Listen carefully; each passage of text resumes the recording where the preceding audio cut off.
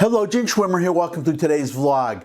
I don't know about you, but as for me, I've lost track of the number of websites and social media platforms from which Donald Trump has been banned. I know he's indefinitely banned from YouTube.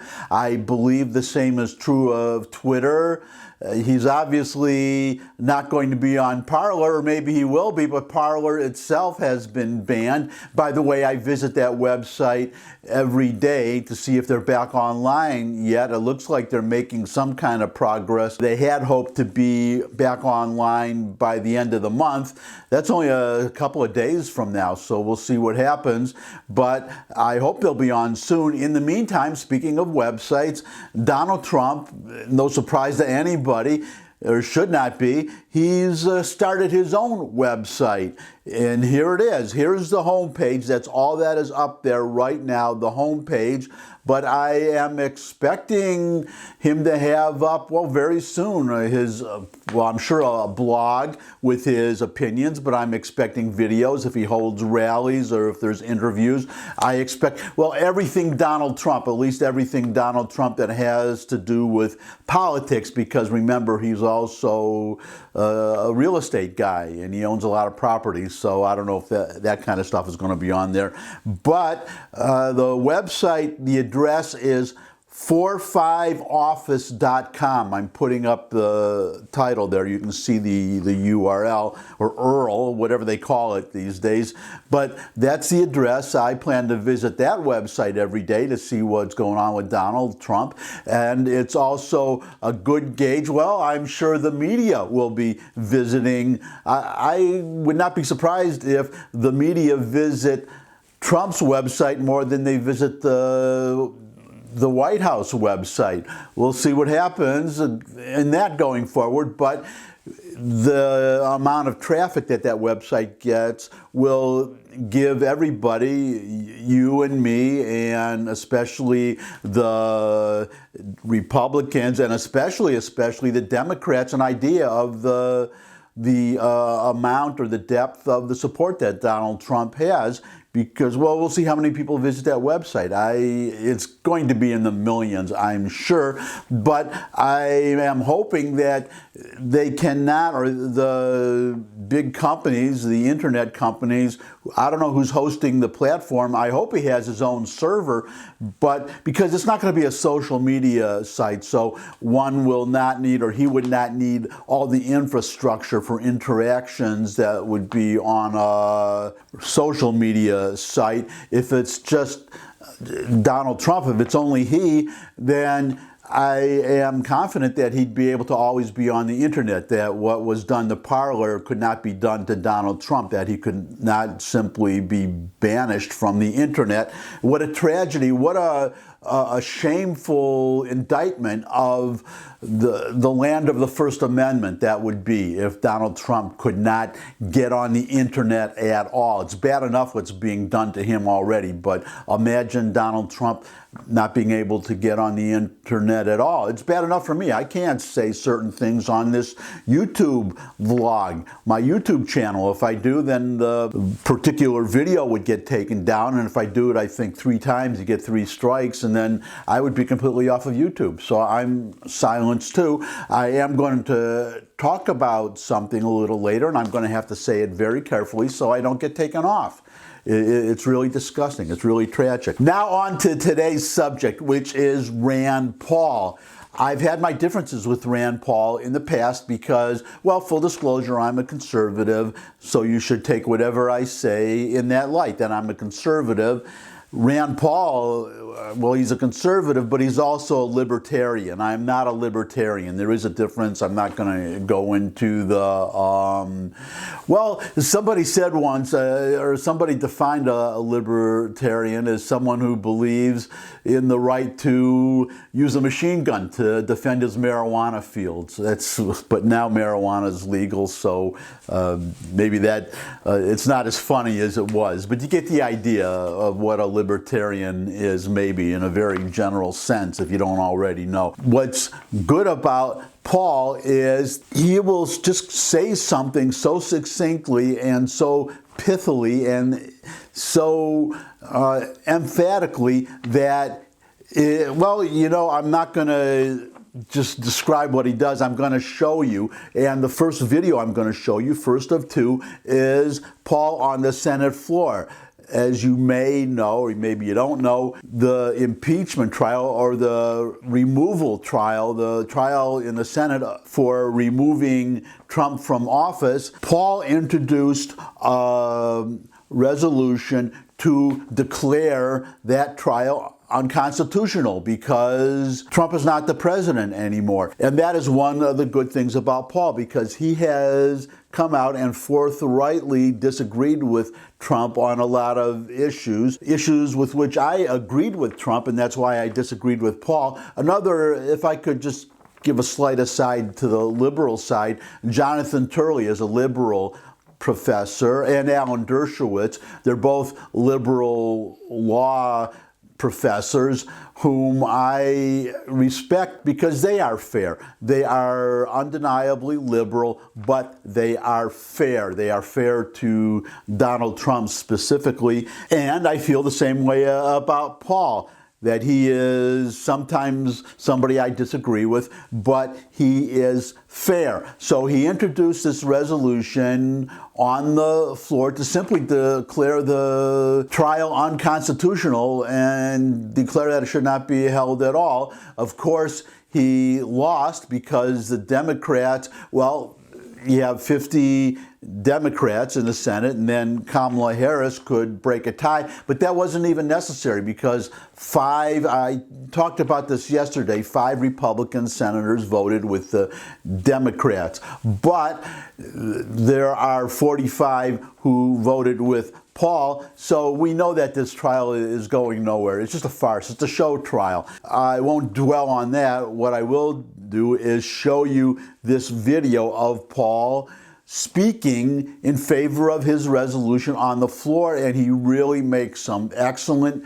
undeniable points. He really gives it to the Democrats in terms of their hypocrisy, their rank hypocrisy. So without further ado, here's the video.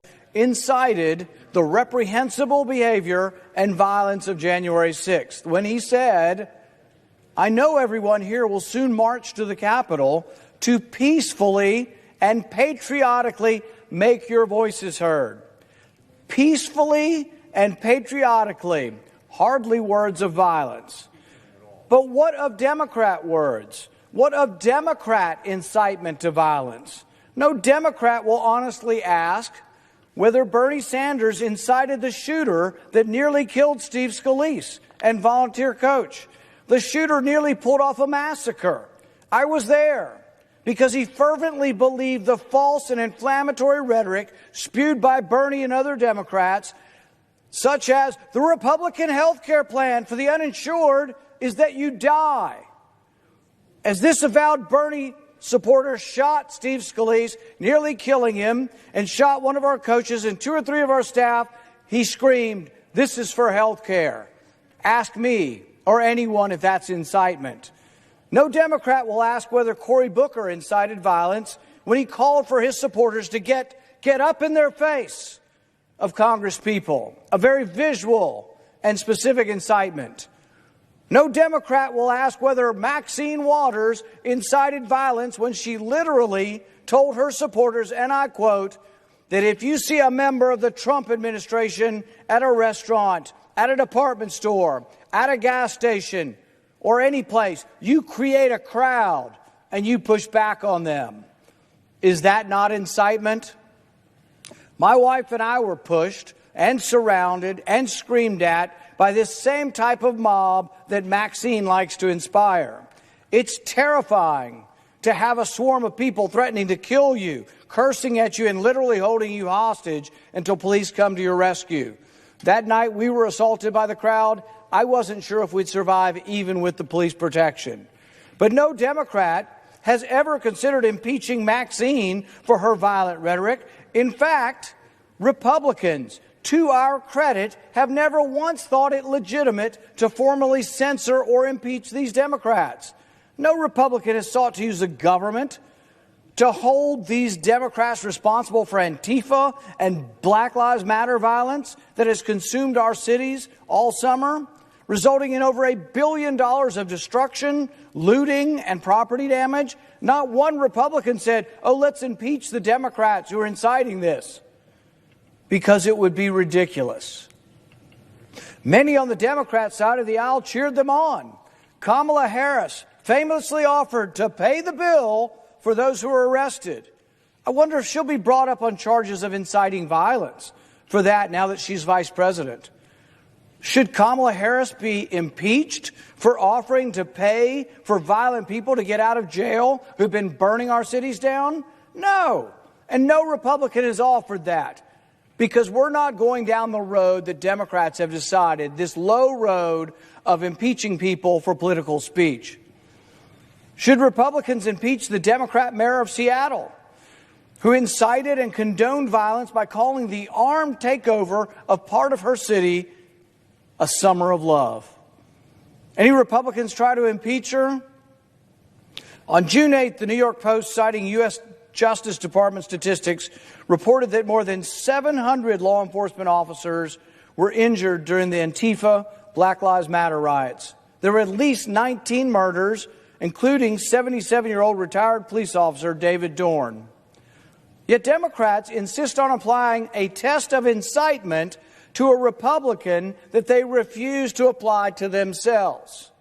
I want the Democrats to raise their hands if they have ever given a speech that says, take, back, fight for your country. Who hasn't used the words fight figuratively? And are we going to put every politician in jail? Are we going to impeach every politician who has used the words fight figuratively in a speech? Shame. Shame on these angry, unhinged partisans who are putting forth this sham impeachment, deranged by their hatred of the former president. That was the first video, and if you're a conservative, you should be able to see why I have such praise for Rand Paul on just that basis alone. Now, here is the second one. The second one is even better, and this has an important lesson for all Republicans in dealing with these liberals in the media, the liberals in the liberal media, these supposedly objective journalists, and how to handle them when a conservative gets these ridiculous, accusatory, highly biased questions, quote unquote questions, that are really often just statements. So I'm going to, well, here's the headline. Rand Paul's cage match with George Stephanopoulos is a pattern everyone on the right should follow. Now, let me just give you a little bit of the article, and then I'm going to go to the actual video, and then I'm going to come back with a little bit more of the article, because I think it's that important. So, Rand Paul's patience ran out this week when he made an appearance on ABC with George Stephanopoulos, and the latter exchanged journalistic inquiry for partisan hackery. The ensuing fight, however, was a case study in what the media has become and how all conservatives who hit the airwaves ought to take them on. It isn't about asking the tough questions. Hard-hitting questions from a journalist are good, although they should be applied to both sides. No, this problem occurs when so-called journalists assume Democrats' narrative to be indisputably true, frame those partisan talking points as good faith questions, and then expect conservative interviewees to accept the faulty premises in their responses. Consider the exchange between Stephanopoulos and Paul. And that's what I want you to do right now. Consider the exchange. I'm going to show it right now. Watch. Senator Paul, let me begin with a threshold question for you. This election was not stolen. Do you accept that fact? Well, what I would say is that the debate over whether or not there was fraud should occur. We never had any presentation in court where we actually looked at the evidence. Most of the cases were thrown out for lack of standing, which is a procedural way of not actually hearing the question.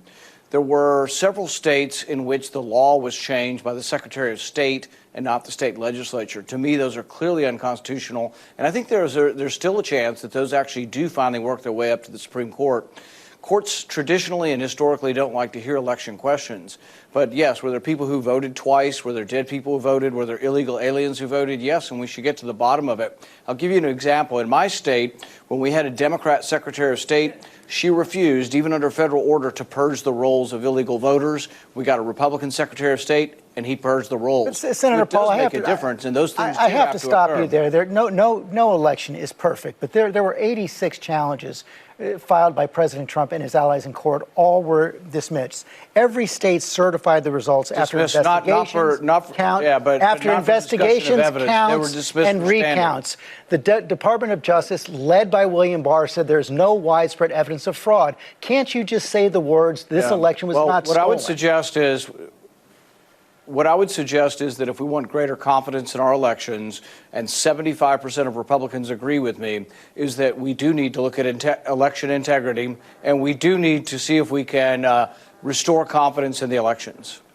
Well, 75% of Republicans agree with you because they were fed a big lie by President Trump and his supporters who say the election was stolen. Why can't you say, well, I think where President Biden won a legitimate and fair election? Hey, George, where you make a mistake is that people coming from the liberal side like you immediately say everything's a lie instead of saying there are two sides to everything. Historically, what would happen is if I said that I thought there was fraud, you would interview someone else who said there wasn't. But now you insert yourself in the middle and say the absolute fact is that everything I'm saying is a lie. Well, because, Senator, I said what the president said was a lie because he said, hold on a second. He said the election was stolen. This election was not stolen. The results were certified in every single state after counts and recounts. You're saying that absolutely it was. You're saying there was no fraud and it's all been investigated. That's just not true. It's not what I said, sir. I said the Department of Justice found no evidence. Let me finish my point. You said something that was not true. You say we're all liars. You're just simply saying we're all liars. And I said it was a lie that the election was stolen. Premise that you're right and we're wrong. Well, let's talk about the specifics of it. In Wisconsin, tens of thousands of absentee votes had only the name on them and no address. Historically, those were thrown out. This time they weren't. They made special accommodations because they said, oh, it's a pandemic and people forgot what their address was. So they changed the law after the fact. That is wrong. That's unconstitutional. And I plan on spending the next 2 years going around state to state and fixing these problems. And I won't be cowed by liberals in the media who say, there's no evidence here and you're a liar if you talk about election fraud. No, let's have an open debate. It's a free country. There's no widespread evidence of election fraud that overturned the results. That was stated as well by the Department of Justice, led by President Trump's Attorney General. In Wisconsin, there were counts and recounts. Actually, it was never studied. Even that's not true. Even that's not true. William Barr said that directly. Barr said that, but there was. Yes, he said that. Yes, that was a pronouncement. There has been no thorough examination of all the states to see what problems we had and see if they could fix them. Now, let me say, to be clear, I voted to certify the state electors because I think it would be wrong for Congress to overturn that. But at the same time, I'm not willing just to sit here and say, oh, everybody on the Republican side is a liar and there is no fraud. No, there were lots of problems and there were secretaries of state who illegally changed the law, and that needs to be fixed. And I'm going to work hard to fix it. And I won't be cowed by people saying, oh, you're a liar. That's the problem with the media today is they say all Republicans are liars and everything we say is a lie. There are two sides to every story. Interview somebody on the other side, but don't insert yourself into the story to say we're all liars because we think there's some fraud in the election. There are not two sides to the story. This has been looked at in every single state. The election results were certified in every single state. There are two sides to every story. George, you're forgetting who you are. You're forgetting who you are as a journalist. If you think there's only one side, you're inserting yourself into the story to say, I'm a liar because I want to look at election fraud and I want to look at secretaries of state who illegally changed the voter laws without the permission of their state legislatures. That is incontrovertible. It happened. And you can't just sweep that under the rug and say, oh, nothing to see here, and everybody's a liar and you're a fool if you bring this up. You're inserting yourself into the story. A journalist would hear both sides, and there are two sides to this story. I'm standing by facts. There are not two sides to facts. I did not say that this was a perfect election. I said the results were certified. I said it was not stolen. It is a lie to say people are liars. You're saying people are liars if they want to investigate what happened in the election. That's not what I said. The fact that tens of thousands of absentee ballots did not have addresses on them and normally were disqualified, but this time they were counted. Should we examine that? I don't know whether it affected the election or not, but I have an open mind. And if we actually examine this and we find out it didn't, that's fine, but it still should be fixed. There can be more investigations. The investigations that have taken place have shown there is not enough fraud to change the results of this election. That has been certified by every state. It was stated by the Justice Department and the Attorney General. and I accepted the state certifications, but it doesn't mean that I think that there wasn't fraud and that there weren't problems that have to be investigated, and it doesn't mean that the law wasn't broken. I believe in Pennsylvania they broke the law, and I believe if that ever would get a real hearing in the Supreme Court, it was denied for standing. It wasn't actually taken up. If it were taken up, I do believe that the Supreme Court would overrule and say that they did break the law illegally. I asked you a very simple question. Was the election stolen or not? I think there was a great deal of evidence of fraud and changing of the election laws illegally, and I think a thorough investigation is warranted. Senator Paul, thanks for your time this morning. Welcome back. You just saw the whole exchange, so I'm just going to continue with a couple quotes from the article again and refer to a couple of quotes from what you just saw. Quote, "This election was not stolen. Do you accept that fact?" unquote, Stephanopoulos began, taking sides right off the bat. Notice how, first, he echoed Democrats' position about a controversial topic and then assumed it to be true in asking if the GOP senator accepted, quote, "that fact," unquote. Paul, and this is why I respect Paul and why I'm praising him, Paul didn't fall for it. Paul, unlike other Republican interviewees, Paul didn't fall for it. Instead, he deconstructed the question, noting that while he voted with other members of Congress to certify the results of the Electoral College vote, quote, "the debate over whether or not there was fraud should occur," unquote. Paul proceeded to make the case that fraud did occur by giving examples from his state and others. Stephanopoulos didn't like that. He cut off the senator's argument to offer more Democratic talking points. Quote, "no election is perfect," unquote, for instance, that ignored Paul's valid objections. Quote, "can't you just say the words, 'this election was not stolen,' unquote," Stephanopoulos said with, quote, "repeat after me," unquote, paternalism. Paul, again refusing to forfeit nuance and join the leftist chorus, pushed back. Quote, "what I would suggest is that if we want greater confidence in our elections, and 75% of Republicans agree with me, is that we do need to look at election integrity, and we do need to see if we can restore confidence in the elections," unquote. Stephanopoulos then called Donald Trump and his voters liars. Quote, "well, 75% of Republicans agree with you because they were fed a big lie by President Trump and his supporters that said the election was stolen. Why can't you say, quote, President Biden won a legitimate and fair election," unquote. Say it. Just say it.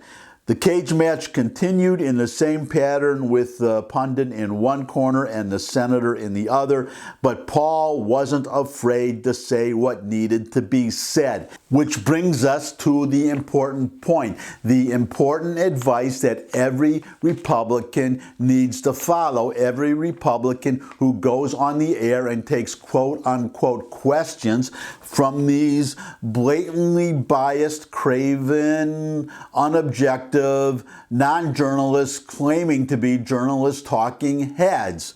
It's simply this. What many Americans have realized, but not enough politicians have fought against, is that some of the biggest media hotshots at the helm of the corporate information machine are not good faith actors digging to unearth the heart of today's story.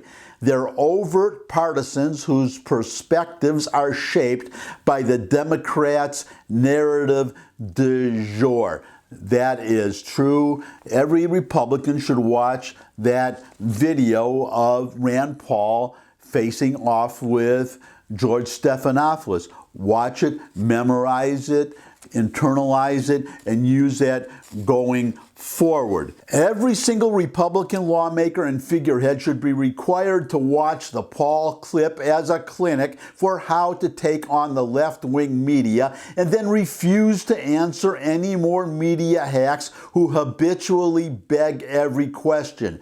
If conservatives and their ideas are ever going to prevail, we must reject falsehoods and expose fallacies, and in the process unmask today's journalists as the unserious pundits they really are. Because they are pundits. That's what they are. As I said, they are not journalists. They are not seeking truth. They are not, as Paul said in that clip that you saw, if they were objective journalists, they would not argue with Paul. They would just bring on another guest with an opposite point of view and let them speak. But they don't do that. These partisan journalists cannot let Republicans say anything with which they disagree without immediately jumping in, sometimes cutting them off, and putting in their own personal opinions instead of being objective and bringing in somebody else to state the opposite point of view at another time. And I just want to end with this little item because we just saw George Stephanopoulos claiming that there is no fraud, that we should just accept the results. Well, here's a final headline for everybody.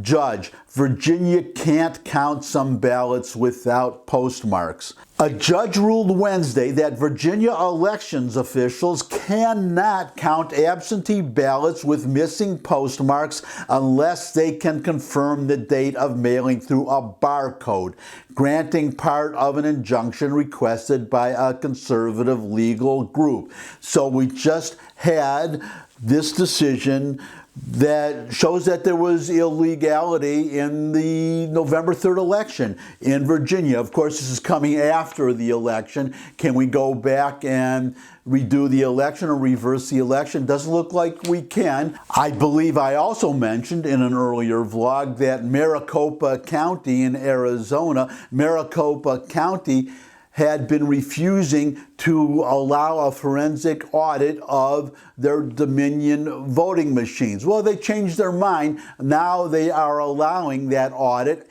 after the election. So those are two instances right there where Paul is being proven right. Plus, we know in Pennsylvania, for instance, state laws were violated. To say that there has been no fraud, it's ridiculous. And in fact, there are Democrats admitting that there has been fraud, and they are just saying, well, there's been fraud, but not enough to change the election results. Well, how do you know if you don't do a thorough forensic audits of all the ballots and all, at least in these swing states, and get an exact number? They don't want to do that. They just say that, and we're just supposed to accept it. As I said, it's unfortunate, but what would be very fortunate would be if you could give me a thumbs up if you like this video, share it with anybody you think would also like the video. Got any comments? Comment section below the video where you can put questions, suggestions for future topics. You could subscribe. I love getting new subscribers. You could visit my music channel. There's a link in the description. You can listen to my original music. Nothing political about it, just great music. And you can know that I appreciate the time that you spent with me today and that you've spent on other days, and I hope you'll spend with me in the future. Speaking of which, I look forward to seeing all of you again. And until I do see all of you again, bye.